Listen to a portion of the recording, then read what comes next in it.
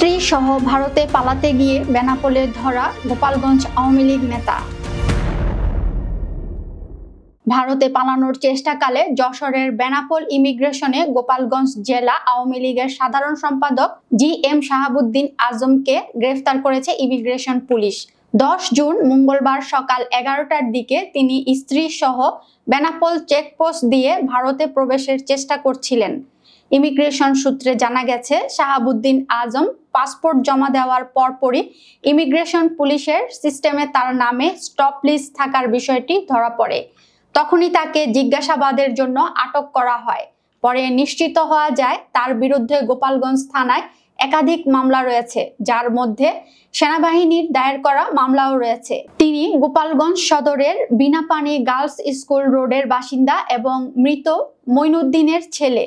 পরবর্তীতে তার বিরুদ্ধে গোপালগঞ্জ থানায় মামলা থাকায় তাকে বেনাপোল ইমিগ্রেশন পুলিশ কর্তৃক গ্রেফতার দেখিয়ে বেনাপোল পোর্ট থানায় হস্তান্তর করে। জানা যায় তার বিরুদ্ধে সেনা সদস্যদের উপর হামলা, গাড়ি ভাঙচুর ও অগ্নিসংযোগের ঘটনায় সেনাবাহিনীর করা মামলা সহ গোপালগঞ্জ থানায় একাধিক মামলা রয়েছে।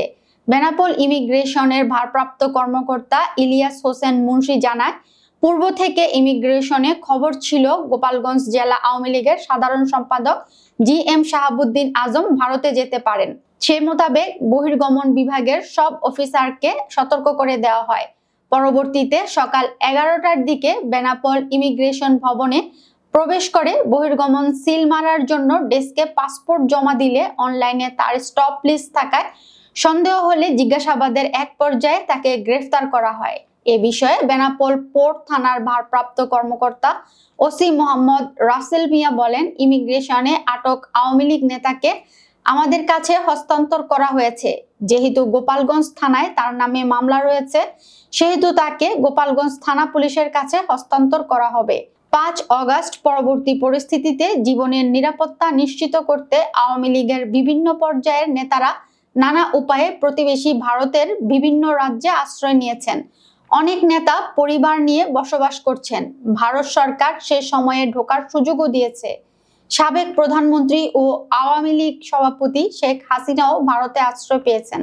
সূত্র জানিয়েছে, আওয়ামী লীগের কেন্দ্রীয় নেতা, দলীয় সংসদ সদস্য, মন্ত্রী প্রতিমন্ত্রী, সহযোগী সংগঠন ও জেলা উপজেলার বিভিন্ন পর্যায়ের মিলিয়ে প্রায় 1,43,000 নেতা ভারতের বিভিন্ন রাজ্যে আশ্রয় নিয়েছেন।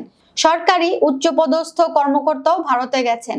এ পরিস্থিতিতে ভারত ছাড়ার চাপ সবার ভেতরে অনিশ্চয়তার সৃষ্টি করেছে।